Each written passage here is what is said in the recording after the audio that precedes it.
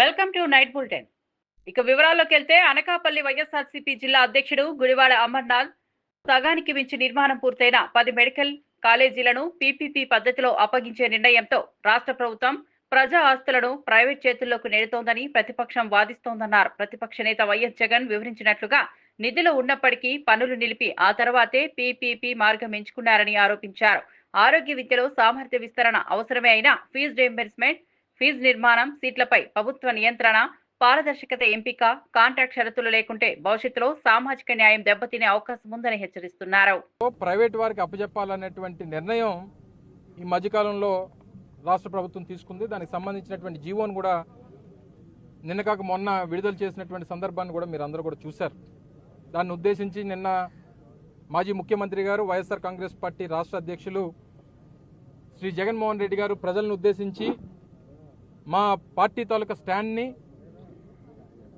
అదే రకంగా ప్రజలకు జరుగుతున్నటువంటి అన్యాయాన్ని గురించి వారు చాలా వివరంగా నిన్న వారి సుదీర్ఘమైనటువంటి పత్రికా సమావేశంలో ఇది రైతులకు సంబంధించినటువంటి యూరియా సమస్యల మీద, మెడికల్ కాలేజీకి సంబంధించినటువంటి అంశాల మీద, ఇలాగ అనేక అంశాలన్నింటినీ కూడా వారు ప్రత్యేకంగా ప్రజల దృష్టికి తీసుకురావడం కోసం ప్రభుత్వం చేస్తున్నటువంటి అన్యాయాలు, అక్రమాలని ప్రజల ముందు పెట్టేటువంటి కార్యక్రమాన్ని కూడా నేను జగన్మోహన్ రెడ్డి గారు నిన్న వారి పత్రికా సమావేశంలో చెప్పడం మీరు అందరూ కూడా చూశారు.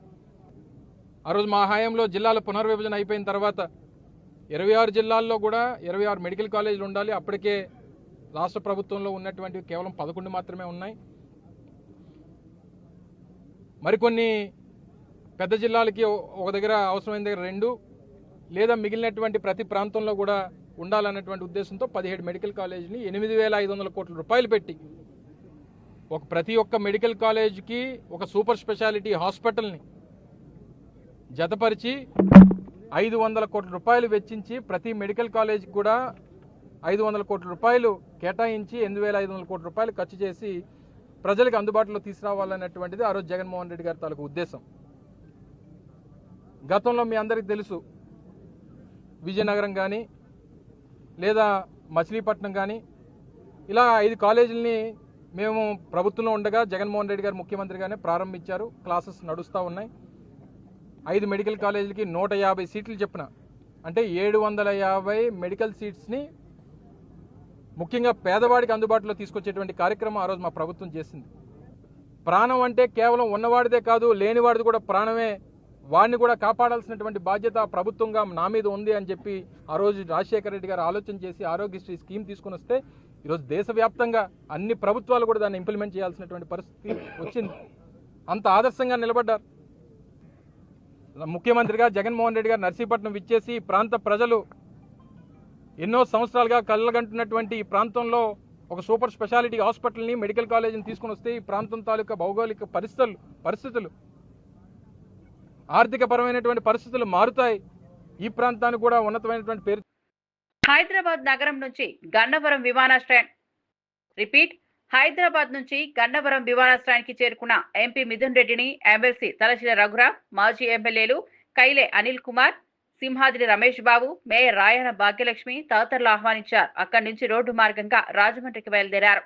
ఇటీవల ఆయనపై ఉన్న కేసులు, లీగల్ పరిణామాలు, రాజకీయ చర్చల నేపథ్యంలో ఈ పర్యటన ప్రాధాన్యం సంతరించుకుంది. ఎంపీ తదుపరి కార్యక్రమాలు, మీడియా సంభాషణలు, స్థానిక నేతలతో సమన్వయం ఇవి వేచి చూడాల్సిన అంశాలు. పార్టీ శ్రేణుల్లో ఉత్సాహం, ప్రతిపక్ష విమర్శల మధ్య మిథున్ రెడ్డి యొక్క స్థానిక అజెండా మరియు అభివృద్ధి అంశాలపై దృష్టి ఎక్కడ ఉండబోతోందనేది కీలకంగా మారింది.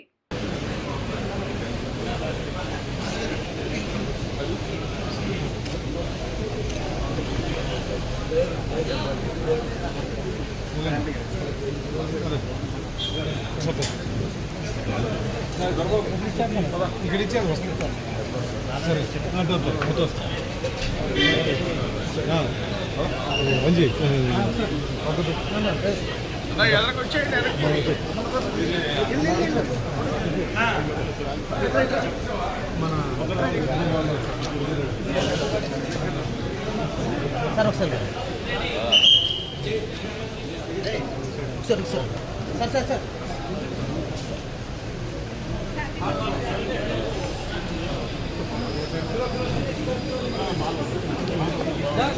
మాధవ్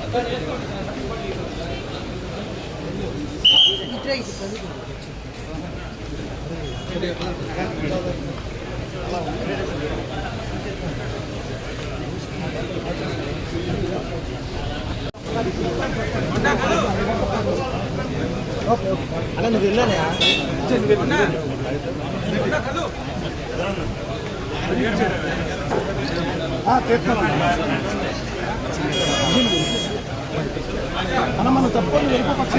మంత్రి నాదెండ్ల మనోహర్ గ్రామ వార్డు సచివాలయ సిబ్బంది నూతన అప్డేట్ అయిన రేషన్ కార్డులను ఇంటింటికి అందజేస్తారు. కార్డులో మార్పులు చేర్పులకు అక్టోబర్ 31 వరకు గడువు ఉండగా వచ్చే వారం నుంచి మన మిత్ర వాట్సాప్ యాప్ లో డిజిటల్ కార్డ్ యాక్సెస్ ఇవ్వబడుతుంది. అలాగే ఆన్లైన్ లో కూడా కరెక్షన్లు చేసుకునే వీలుంటుందని తెలిపారు. నకిలీ మధ్యవర్తులు ఫీజు డిమాండ్లపై ప్రజలు అప్రమత్తంగా ఉండాలని, ఏ అనుమానం వచ్చినా హెల్ప్ లైన్లను సంప్రదించాలన్నారు. ఈ చర్యలతో లబ్ధిదారుల చేరువ ఇంకా సులభం కాకపోవడమే కాక పారదర్శకత, ట్రాకింగ్ మెరుగుపడుతుందని ప్రభుత్వం చెప్పింది. పట్టణ, గ్రామీణ ప్రాంతాల మధ్య డిజిటల్ గ్యాప్ తగ్గించడమే లక్ష్యంగా ఉంది. జిల్లాలో ఆల్రెడీ 90% వరకు చేరగలిగాం. ఈ గ్రామ సచివాలయం, వార్డు సచివాలయంలో ఉన్న అవకాశాన్ని, అక్కడున్న డేటాబేస్ని దయచేసి పౌరులు ఎవరైనా ఉపయోగించుకుని అక్కడ వాళ్ళకున్న డాష్ బోర్డ్లో కరెక్షన్ ఆఫ్ డీటెయిల్స్ అని ఉంటుంది. ఆ కరెక్షన్ ఆఫ్ డీటెయిల్స్ వాళ్ళు తీసుకుంటే అందులో వాళ్ళు చేయాల్సిన మార్పులు చేర్పులు పొందుపరచచ్చు. 15వ సెప్టెంబర్ కల్లా, అంటే ఈ నెల 15 నుంచి మేము చివరి విడత ఈ 9 జిల్లాలు కూడా మేము కార్డుల పంపిణీ చేయబోతున్నాం. కాబట్టి 31 అక్టోబర్ వరకు మీకు ఎటువంటి మార్పులు చేర్పులు ఉన్నా దయచేసి మీరు చేయించుకోండి. 31 అక్టోబర్ వరకు రాష్ట్ర వ్యాప్తంగా మీకు అందిన కార్డులో ఎక్కడైనా పొరపాట్లు ఉంటే దాన్ని మీరు చేయించుకుంటే ఆ కార్డులు మేము మీకు ఉచితంగా మార్చి ఇస్తాం. మీకు మా సివిల్ సప్లైస్ డిపార్ట్మెంట్ నుంచి ఈ కార్డులు మీకు ఉచితంగా మీకు సరఫరా చేసేటట్టు మేము ఏర్పాటు చేస్తున్నాం. వచ్చే వారం నుంచి గ్రామ సచివాలయం, వార్డు సచివాలయమే కాకుండా ప్రభుత్వం నిర్వహిస్తున్న స్మార్ట్ గవర్నెన్స్లో భాగంగా మన మిత్ర యాప్లో కూడా దీన్ని పొందుపరుస్తాం.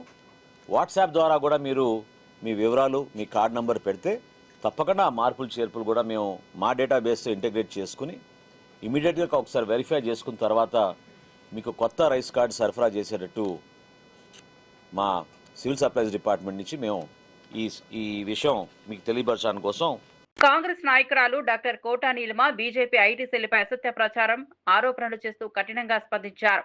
ఫ్యాక్ట్ చెక్కు తట్టుకోలేని వ్యాఖ్యానాలు, ఎడిటెడ్ క్లిప్స్, అపోహలు వ్యాప్తి చేస్తున్నారని, ఇది ప్రజాస్వామ్యంలో విచారకరమని పేర్కొన్నారు. సోషల్ మీడియా ప్లాట్ఫామ్లలో బాధ్యతాయుత సంభాషణ అవసరమని, చట్టపరమైన చర్యలు తప్పవని హెచ్చరించారు. రాజకీయ విభేదాలు ఉండొచ్చు, కానీ వ్యక్తిగత దూషణలు, నిరాధార ఆరోపణలు, మోసపూరిత ప్రచారం అనేవి అంగీకారమైనవి కావని కోటా నీలిమ వ్యాఖ్యానించారు. పారదర్శకంగా ధృవీకరించగల సమాచారం మీదే రాజకీయ చర్చ నడవాలని కోరారు. ఓటర్ కార్డ్స్ ఉన్నాయని ఈ రోజున మీ ముందర లీగల్ ఒపీనియన్ తీసుకున్న తర్వాత సాక్ష్యాధారాలతో వాస్తవాలు ఏంటో చెప్పడానికి వచ్చాను. 2017లో అంటే 8 ఏళ్ల క్రితం ఇల్లు షిఫ్ట్ అవుతూ ఆ టైంలో ఫామ్ 6 అనేది ఏదైతే ఎలక్షన్ కమిషన్ ఇచ్చిన ఫామ్, దాన్ని ఫిలప్ చేసి మా అడ్రస్ ఎలక్షన్ ఓటర్ ఐ కార్డులో షిఫ్ట్ చేయమని అడగడం జరిగింది. ఆ తర్వాత కొత్త ఎక్కడైతే అడ్రస్ ఉందో అక్కడ ఇంకో ఓటర్ ఐ కార్డు ఎలక్షన్ కమిషనే మాకు ఇచ్చింది. మేము ఇచ్చిన ఫామ్ కాపీ ఇది. 2017లో మేము ఫిలప్ చేసిన ఫామ్ ఇది. దీనికి ఎలక్షన్ కమిషన్ రిసీవ్ చేసుకున్నాము అని అక్నాలెడ్జ్మెంట్ కూడా ఇచ్చింది. మరి మా పని, మా బాధ్యత మేం చేసుకున్నాం. నాగరికుల్లాగా, law abiding citizens, law follow చేసే సిటిజన్స్ లాగా మేము చేయాల్సిన పని మేము చేసాం. ఎలక్షన్ కార్డు మాది అక్కడి నుంచి డిలీట్ చేసేయండి, షిఫ్ట్ చేయండి ఇంకో చోటుకి, మేము కొత్త చోటుకి వెళ్ళామని చెప్పడం జరిగింది. సైన్ కూడా చేసి ఇచ్చాము ఈ ఫామ్. ఎలక్షన్ కమిషన్ బాధ్యత ఏమిటి? ఈ ఫామ్ తీసుకుని ఎక్కడైతే మేము షిఫ్ట్ అయిపోయామో అక్కడి నుంచి ఆ ఓట్ కట్ చేసి ఎక్కడైతే మేము వెళ్ళామో అక్కడ ఓట్ ఉండేటట్టు చూడటం. ఎందుకంటే మన దేశంలో 1 person 1 vote అనే రూల్ ఉంది. ఒక మనిషి ఒకటే ఓటు ఉండాలి, వాళ్ళకి ఒకటే ఈపిక్ ఉండాలి. అది అందరికీ తెలిసిన విషయమే. కాబట్టి ఎలక్షన్ కమిషన్ ఈ పని చేయాల్సింది. ఈ బాధ్యత ఎలక్షన్ కమిషన్ది. మా బాధ్యత మేం చేసాం. We submitted the form, timely submit చేసాం. అది వాళ్ళు ఎక్నాలజ్మెంట్ తీసుకుని దాని ఈ ఫైల్ని జాగ్రత్తగా కూడా పెట్టుకున్నాం. కాబట్టి ఈ రోజున 8 ఏళ్ల తర్వాత సడన్గా మేలుకొని ఈసీఐ మాకు నోటీసులు ఇచ్చి మీ దగ్గర 2 కార్డులు ఎలా ఉన్నాయని అడగటం చాలా హాస్యాస్పదం. చేయాల్సినది ఈ బాధ్యత వాళ్ళది, వాళ్ళు చూడాలి. మేము సబ్మిట్ చేసిన ఫామ్ని ప్రాసెస్ చేయడం, దానికి ఆ తర్వాత అక్కడ కేటీఆర్ అవినీతి ఆరోపణలు ఖండిస్తున్న సందర్భంలో అవినీతి జరగలేదని నమ్మకం ఉంటే విచారణ సంస్థల గురించి భయం ఎందుకు అని ఎఫ్సీఐ చైర్మన్ ఫహీం ప్రశ్నించారు. వ్యవస్థలపై నమ్మకం ఉంటే ఏ స్వతంత్ర విచారణకైనా ఎదుర్కొనే ధైర్యం చూపాలని సూచించారు.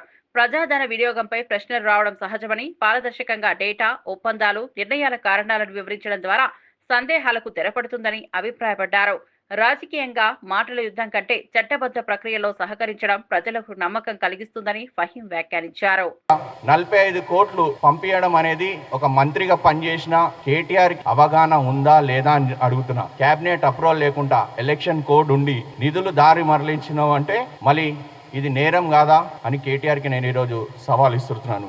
ఏసీబీ, సిట్, సిఐడి అనేటివి రాజముద్రలు కలిగిన సంస్థలు. ఇవన్నిటి కూడా ఇలాంటి ఏమైనా జరిగితే రాష్ట్రాల్లో విచారణలు, ఎంక్వైరీ కమిషన్స్ ఇవన్నీ కూడా వాళ్ళు వస్తారు, మీకు ఎంక్వైరీకి నోటీసులు ఇస్తారు, రామంటారు, ఎంక్వైరీ జరుగుతుంది. ఎందుకు భయపడుతున్నావు? నువ్వు ఎంక్వైరీ జరిగినప్పుడు వెళ్ళు, ఏసీబీ ఆఫీస్కి వెళ్ళు, నోటీస్ తీసుకో, మాట్లాడు. అక్కడ నిజాలు ఏమున్నాయో నీ దగ్గర ఏమైనా ఆధారాలు ఉంటే అక్కడ సమర్పించు. ఆ ఎంక్వైరీ నుంచి నువ్వు బయటికి రా. కడిగిన ఆనిముత్యంగా నువ్వు బయటికి వస్తే తెలంగాణ ప్రజలందరూ కూడా హర్షిస్తారు. అది కాకుండా లొట్టపీస్ కేసు ఇవి అని చెప్తున్నావు. మళ్ళీ గతంలో మీ దాంట్లో కూడా వేసిన ఏసీబీ, సిఐడి కేసులు అవన్నీ లొట్టపీస్ కేసులా? మళ్ళీ ఆ విచారణలు అన్ని జరిగినాయి లొట్టపీస్ విచారణలా? అవన్నీ మర్చిపోయి నేను రాను, నువ్వు రాకుంటే, ఎంక్వైరీకి రాకుంటే, నోటీసులు తీసుకుంటే ఎవరు రావాలో నీ దగ్గరకు వస్తాడు. ఆ మోడు కూడా అక్కడ చూస్తుండు కూర్చొని. ఆయన ఎవరో మేము సమయం వచ్చినప్పుడు చెప్తాము, నువ్వు ఎంక్వైరీకి రా, నువ్వు చేయనన్నప్పుడు వాళ్ళే ఎవరు రావాలో నీ దగ్గరికి వస్తారు, తీసుకుపోతారు, నీకు ఎంక్వైరీ చేస్తారు.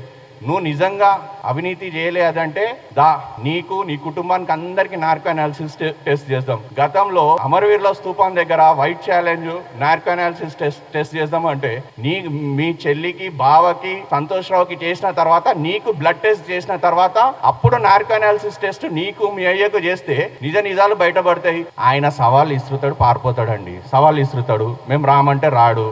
మా యూత్ కాంగ్రెస్ వాళ్ళు కూడా, మా ఎంపీ అనిల్ కుమార్ యాదవ్, బల్మూర్ వెంకట్ ఎమ్మెల్సీ కూడా ఆ రోజు రా, నీకు టెస్ట్ చేసుకుందాం, బ్లడ్ టెస్ట్ అంటే రాలేదు. అమరవీరుల స్తూపంకి అప్పుడు పీసీసీ ప్రెసిడెంట్ కూడా మా ముఖ్యమంత్రి గారు అప్పుడు రామంటే అప్పుడు కూడా పారిపోయిండు. మళ్ళీ నిజంగా మీకు విచారణకు రావాలంటే ఇవన్నీ ఎంక్వైరీలు అంటే కాళేశ్వరం కోసం ఎందుకు పోయారు మీరు? హైకోర్టుకి ఎందుకు ఆశ్రయించారు మీరు? సవాల్ ఇస్తుతారు, రామంటే రారు. కామారెడ్డి బీసీ సభకు ముందు మాజీ మంత్రి శ్రీనివాస్ గౌడ్ బీసీ రిజర్వేషన్లపై జీవో వెంటనే ఇవ్వాలని ప్రభుత్వాన్ని డిమాండ్ చేశారు. విద్య, ఉద్యోగాలు, రాజకీయ పదవుల్లో 42% అమలు ప్రభుత్వం చేతిలో ఉన్న అంశాలు కాబట్టి ఆలస్యం అర్థం లేదని అన్నారు. మీరు 42% రిజర్వేషన్ విద్య, ఉద్యోగాలలో లోకల్ బాడీలు అన్నారు కదా, మరి ఈ కనీసం ఈ మూడింటి పైన అమలు అయింది అని చెప్పి కామారెడ్డి రేపు 15వ తారీఖున మీరు ఎందుకు మాట్లాడతలేరు? అంటే కేవలం అమలయ్యేటివి మీ చేతిలో ఉన్నటువంటి అమలు చేయకుండా, దాని గురించి మాట్లాడకుండా మూత పడేసి అమలు కాని అంశాన్ని మీరు రాంగ్ రూట్లో పోయి ఒక జియో ద్వారా అమలు అవుతుందని చెప్తున్నారు. జియో ద్వారా అమలు కాదన్నా మీరు జియోని ఇష్యూ చేసి దాన్ని పెద్ద భూతద్దంలో పెట్టుకొని మేము విజయం సాధించినామని చెప్పడం అనేది చాలా మోసం. బీసీలను చేస్తున్నటువంటి ఈ ప్రభుత్వం చేస్తున్నటువంటి పెద్ద దగా, మోసం ఇది. మీకు చిత్తశుద్ధి ఉంటే మిగతా అన్నీ కూడా బడ్జెట్తో పాటు మీరు మిగతా ఇచ్చినటువంటివి, మీ చేతిలో ఉన్నటువంటివి, మీ పరిధిలో ఉన్నటువంటివి, అసెంబ్లీలో పరిధిలోనే ఉన్నటువంటివి, మీరు ఒక జియోతోనే తయారయ్యేటువంటివి, ఆ జియోలు ఇష్యూ చేసి మీరు కామారెడ్డి సభ పెట్టి ఆ సభలో విద్యా ఉద్యోగాలపైన కూడా మీరు చర్చించండి. మాదే బాధ్యత. ఇవి అయిన తర్వాతనే ఎలక్షన్లో పోతాం, 42% రిజర్వేషన్తోనే ఎలక్షన్లో పోతామని చెప్పండి. కానీ ఇన్నేళ్ళు మమ్మల్ని మోసం చేసారు. ఇన్ని సంవత్సరాలు మేము మోసపోయినాం. స్వాతంత్రం వచ్చిన నాటి నుంచి ఇప్పటి వరకు కూడా ఈ దేశంలో ఒక బీసీ మంత్రిత్వ శాఖ లేదు, ఒక బడ్జెట్ లేదు, అడిగే నాథుడు లేడు కేంద్రంలో కానీ రాష్ట్రంలో కానీ. మరి ఈ ఓట్లతో అధికారంలోకి వచ్చినటువంటి మీరు మమ్మల్ని విస్మరిస్తే ఇక ఊర్చుకునే ప్రసక్తి లేదు. ఖచ్చితంగా విద్యా ఉద్యోగాలలో, మంత్రి పదవులలో, కార్పొరేషన్ చైర్మన్లలో అన్నిట్లలో ఖచ్చితంగా కనీసం మీరన్న 42% అయిన రిజర్వేషన్ను ఖచ్చితంగా అమలు చేయాలి. కామారెడ్డి డిక్లరేషన్ కూడా సిద్ధరామయ్య గారు కూడా పిలిపియాలి. ఒకవైపు మీరు ఆలోచించిన హామీలు ఆ వీడియోలో చూపిస్తూ దాని అమలైనటువంటి ఏంటో కూడా మీరు చూపించాలి జనానికి అని చెప్పి మీకు మీ ద్వారా తెలియజేస్తున్నా. లేదనుకుంటే మేమే అది తయారు చేస్తాం. మీరు మాట్లాడేటువంటివి స్క్రీన్ ప్లే పెద్ద తయారు చేసి మేమే జిల్లాల వారీగా ప్రదర్శన చేస్తామని చెప్పి మీకు సమయం 3 రోజులు ఉంది కనుక ఈ 3 రోజులలో 4-5 రోజులలో మొత్తం జీవోలు ఇష్యూ చేయాలని చెప్పని మేము డిమాండ్ చేస్తా ఉన్నాం. టీటీడీ వేద పారాయణదారుల నియామక ప్రక్రియలో 700 పోస్టులు సృష్టించినప్పటికీ సెప్టెంబర్ 11న జరగాల్సిన ఇంటర్వ్యూలు ఉద్దేశపూర్వకంగా నిలిపివేశారనే ఆరోపణలు బయటకు వస్తున్నాయి. డిప్యూటీ ఈవో గోవిందరాజన్ ఆధ్వర్యంలో ఫణేగ్నేశ్వర యాజుల నేతృత్వంలో నిక్షిప్తపాతి ఇంటర్వ్యూలు జరగాల్సిందని నమ్మకం జరుగుతుందని, కానీ చైర్మన్ జోక్యం చేసుకుని అడ్డుకున్నారని అభ్యంతరాలు వ్యక్తమవుతున్నాయి. తన వాళ్లకు అవకాశాల కోసం ప్రక్రియను నిలిపారన్న వాదనలపై టీటీడీ పూర్తి వివరణ ఇవ్వాలని డిమాండ్ చేశారు. వేదఘోషను ఆలయాల దాకా విస్తరించే సంకల్పం వెనకబడకూడదని, పారదర్శకత నియామకాలే శ్రేయస్సని వర్గాలు అంటున్నాయి. వేదపారాయణ స్కీమును పెద్ద ఎత్తున వ్యాప్తి చేయాలన్నటువంటి ఆలోచనతో రోజున నిర్ణయం తీసుకోవటం జరిగింది. దీనికి సంబంధించి ఈ రోజున అంటే 11వ తారీఖు సెప్టెంబర్న ప్రారంభం కావాల్సినటువంటి ఇంటర్వ్యూలను ఉద్దేశపూర్వకంగా చైర్మన్ గారు ఆపినట్టుగా బయటంతా చర్చ జరుగుతున్నది.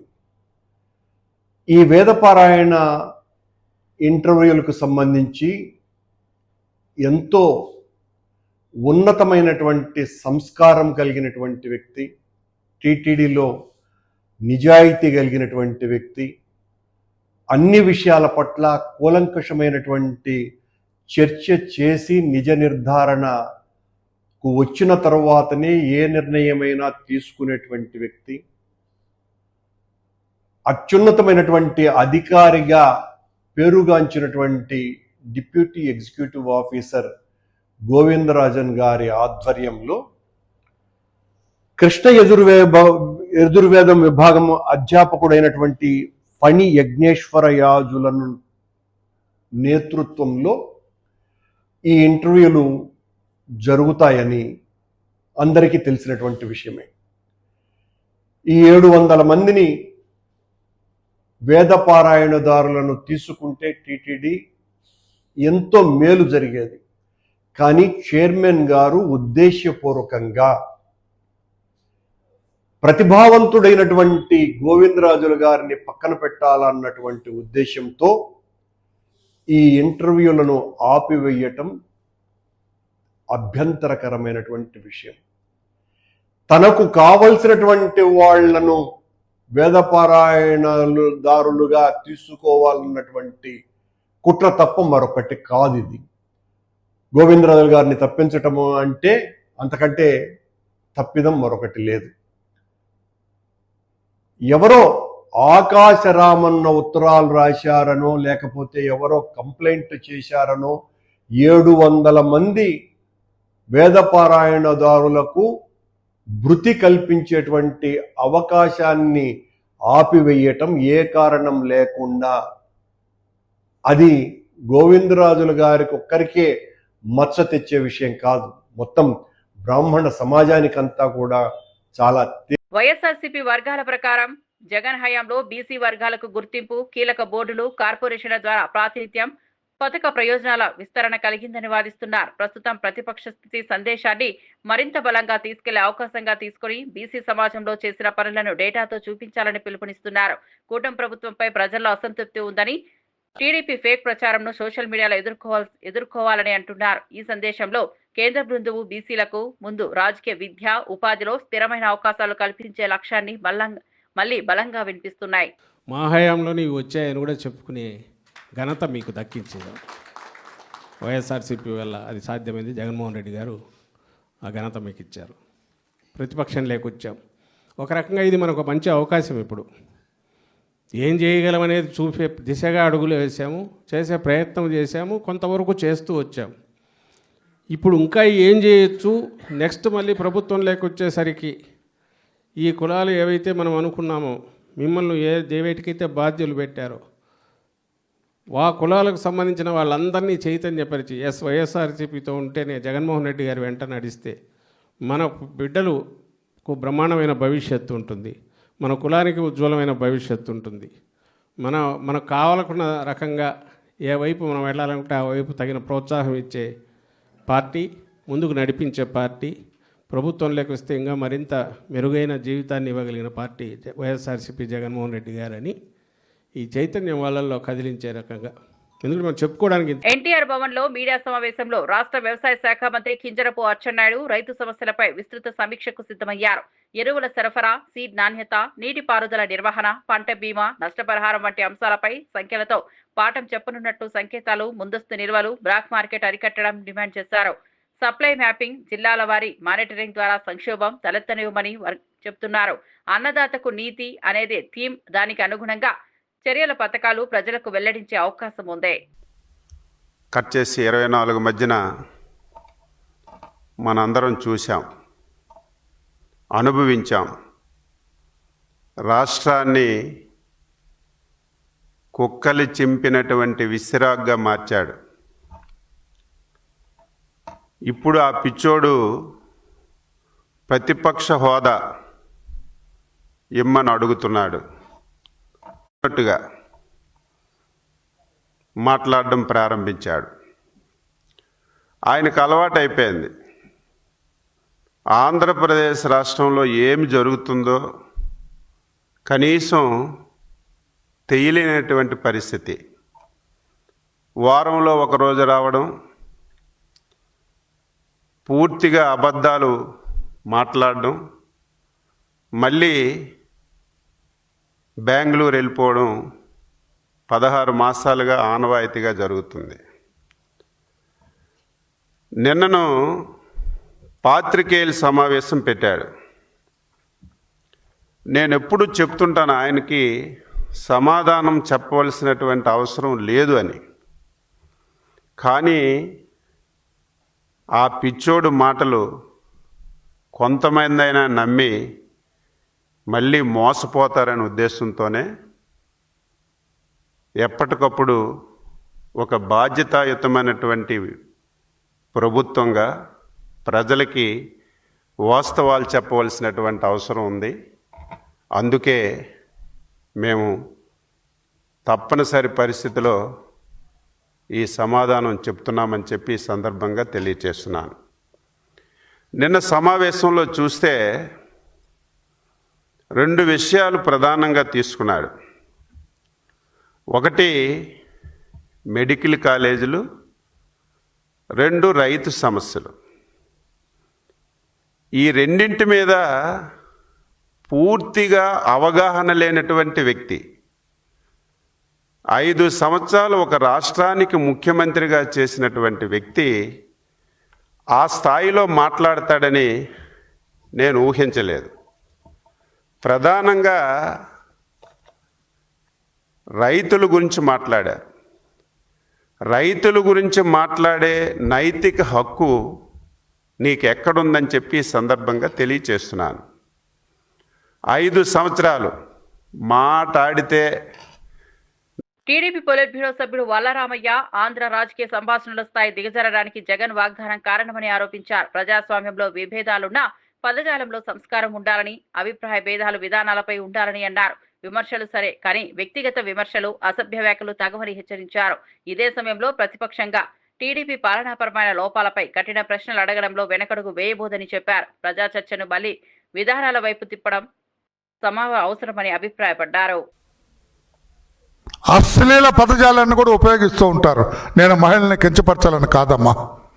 అలా ఉంది నీ మాట తీరు. బాయిలో దూకబెట్టే నీకు ధైర్యం ఉంటే, దమ్ముంటే, నీకేమైనా రికార్డెడ్గా ఏదైనా ఆథెంటిసిటీ ఉంటే ప్రశ్నించు ప్రభుత్వాన్ని. బాయిలో నేను అడుగుతున్నాను, అక్క చెల్లి మీరు చెప్పండి, మీరు మహిళ కూడా ఉన్నారమ్మా చెప్పండి, అనొచ్చా? బాయిలో దూకండి వెళ్ళి. ఏమిటి శాపనార్థాలు? వీళ్ళు పిల్లి శాపనార్థాలు పెట్టినట్టుంది, పిల్లి శాపాల్లాగా. ఎన్ని శాపనార్థాలు పెట్టినా నువ్వు ఎన్ని బాయిలో దూకమని చంద్రబాబు నాయుడు గారిని, ఆయనే ముఖ్యమంత్రి, నువ్వు కాలేవు ముఖ్యమంత్రి. ఇక నువ్వు ఈ రకంగా నోటుకొచ్చినట్లు మాట్లాడుతుంటే నువ్వు భవిష్యత్తులో ఏ నాటికి ఎన్టీఆర్ భవన్ లో మీడియా సమావేశంలో ఎంపీ కలిశెట్టి అప్పలనాయుడు ఆటో డ్రైవర్ల కోసం తీర్చిదిద్దిన సహాయక చర్యలను వివరించనున్నారు. ఫిట్నెస్, ఇన్సూరెన్స్, ఎమర్జెన్సీ, ఆర్థిక సాయం, వాహన అప్గ్రేడ్, క్రెడిట్ లైన్లు, skill upgrade, driving safety, training వంటి అంశాలపై సమగ్ర ప్యాకేజీ ఆశించబడుతోంది. కమ్యూనిటీ గ్యాప్ లోన్లు, ఇంధన వ్యయ తగ్గింపు స్కీమ్లు, నగర స్థాయిలో స్టాండ్ మేనేజ్మెంట్ కూడా చర్చలో ఉండొచ్చు. అనాధికారిక అడ్డంకులకు తొలగించడం, డిజిటల్ పేమెంట్ సౌలభ్యాలు పెంచడం ఇవి కూడా కీలకమని తెలిపారు. బెదిరింపులు, మేము రేపు అధికారంలోకి వస్తున్నాం, మీ అంత చూస్తామని అంటే బెదిరింపించే ధోరణి తప్ప ఇప్పుడు కూడా ప్రభుత్వాన్ని సహకరించే పరిస్థితి లేదు. నీకు అలాంటి పరిస్థితి రావాలనుకున్నప్పుడు అసలు నీకు బెదిరింపే అవకాశం మీకు రాదు, అధికారంలో రాదు. ఈరోజు ప్రత్యేక హోదా కోసం కేంద్రాన్ని మెడలో ఉంచి నేను తెస్తామని 5 సంవత్సరాలు మోసగించావు ప్రజల్ని. అదే ప్రజలు నేను మోసపోయామని తెలుసుకొని ఈరోజు ప్రత్యేక ప్రతిపక్ష హోదా కూడా ఇవ్వకుండా వారు ఈరోజు చేశారంటే కేవలం నీ మోసాలు గమనించారు. ఆ మోసాలు ఇన్నే ప్రజలు ఇప్పుడు లేరు. ఖచ్చితంగా వాళ్ళందరూ కూడా చంద్రబాబు నాయుడు గారి నాయకత్వంలో మరొక 25 సంవత్సరాలు ఎన్డీఏ కూటమి రాష్ట్రంలో వస్తుందని పవన్ కళ్యాణ్ గారు కానీ, చంద్రబాబు నాయుడు గారు కానీ, బీజేపీ నాయకత్వం కానీ చెప్తుంటే అది చూసి ఓర్వలేక భయాందోళనకు గురయ్యి ఒక సైకోలో తయారయ్యి నువ్వు మాట్లాడుతున్న తీరు చూస్తున్నావు. రాక్షసుడు పరిపాలన చూసాం 5 సంవత్సరాలు. ఇప్పుడు కూడా ఒక మాజీ ముఖ్యమంత్రిగా పనిచేసి ఒక బాధ్యత గల వ్యక్తిగా నువ్వు మాట్లాడే పరిస్థితి కూడా చూడలే. అందుకే ఈరోజు నారా లోకేష్ గారిని ఒకసారి చూడు, చంద్రబాబు నాయుడు గారిని చూడు, ఒక పవన్ కళ్యాణ్ చూడు, ఒక బీజేపీ నాయకత్వం చూడు, ఎంత బాధ్యతతో ఉన్నారు. నేను నేపాల్లో తెలుగు వాళ్ళు ఉండిపోతే మాకు బహిరంగ సభ, ఒక ప్రతిష్టాత్మకమైన బహిరంగ సభ పెట్టుకుంటే ఆ బహిరంగ సభ కూడా లోకేష్ గారిని రాకుండా చంద్రబాబు నాయుడు గారు ఇక్కడే ఉండి నీ బాధ్యత నెరవేర్చి తెలుగు వాళ్ళని తీసుకురమ్మంటే ఈరోజు స్పెషల్ ఫ్లైట్ బుక్ చేసి తెలుగు వాళ్ళు తీసుకొచ్చే పరిస్థితి. అది బాధ్యత గల నాయకత్వం అంటే. కనీసం 5 సంవత్సరాలు ముఖ్యమంత్రి పనిచేసావు, కనీసం అవగాహన లేదు, ప్రజలు తప్పుదోవ పట్టిస్తానని బాధ లేదు, కనీసం ప్రజలకి మంచి చేయాలని ఆలోచన లేదు. సరే 5 సంవత్సరాల్లో నువ్వు వెలగా చేయలేదు, దోపిడీ చేసావు, అన్యాయం చేసావు, ప్రజలను మోసగించావు. ప్రభుత్వ విమర్శలు లక్ష్యంతోనూ వాస్తవాలతో ఉండాలి. కానీ మాజీ సీఎం చంద్రబాబు వంటి నాయకులపై వ్యక్తిగతంగా అసభ్యంగా మాట్లాడడం సముచిత స్థానం కాదని మంత్రి పార్థసారథి స్పష్టం చేశారు. పాలనా పరంగా లోపాలపై ఏ పార్టీ అయితేనేం ప్రశ్నిస్తే స్వాగతమే గాని పదజాలం దిగజారితే ప్రజాస్వామ్య విలువలు దెబ్బతింటాయని హెచ్చరించారు. ప్రతిపక్షం ఇచ్చే ఇన్పుట్లు పాలనను మెరుగుపరచడానికి ఉపయోగపడాలని, అదే ఆరోగ్యకర రాజకీయ సంభాషణ అని ఆయన చెప్పారు. సరే, ప్రభుత్వం మీద విమర్శలు చేయటం సర్వసాధారణం. ప్రతిపక్షం తప్పకుండా విమర్శలు చేస్తుంది. దాని మీద అధికార పక్షం తాము చేసిన మంచి కార్యక్రమాలు ఏంటో ప్రజలకు తెలియజేస్తుంది. కానీ చంద్రబాబు ఏదైనా బావిలో దూకి చావాలి, ఇదంతా ఏంటంటే ఆయన దిగజారుడు రాజకీయాలు, తన మీద తాను నమ్మకం కోల్పోతున్న పరిస్థితికి అద్దం పడుతుందని చెప్పేసి నేను చాలా స్పష్టంగా చెప్తా ఉన్నాను. నేను చాలామంది ముఖ్యమంత్రులు, చాలామంది ప్రతిపక్ష నాయకులు ఈ రాష్ట్రంలో చూశాం. కానీ ఇంత దిగజారి భాషాజాలం వాడిన వారిని మాత్రం మొట్టమొదటిగా వీరినే చూస్తుందని చెప్పేసి మనం చేస్తానని. ముఖ్యమంత్రి గారి వయసుని గౌరవించాలి ఎవరైనా సరే. వారికి ఉన్న ఎక్స్పీరియన్స్ని, అనుభవాన్ని గౌరవించాలి. సరే, వారు చేస్తున్న తప్పులు కానివ్వండి, వారి విధానాల్లో లోపాలు ఏదైనా ఉంటే ఎత్తి చూపొచ్చు. కానీ హరిరామ హరే కృష్ణ అంటే ఇంట్లో కూర్చోవాలి, లేకపోతే బావిలో దూకి చావాలి అని చెప్పటం ఇంతకంటే నీచం ఉండదని చెప్పేసి నేను భావిస్తాను. టీవీ బులెటిన్ అప్డేట్స్ మరో బులెటిన్లో మళ్ళీ కలుద్దాం.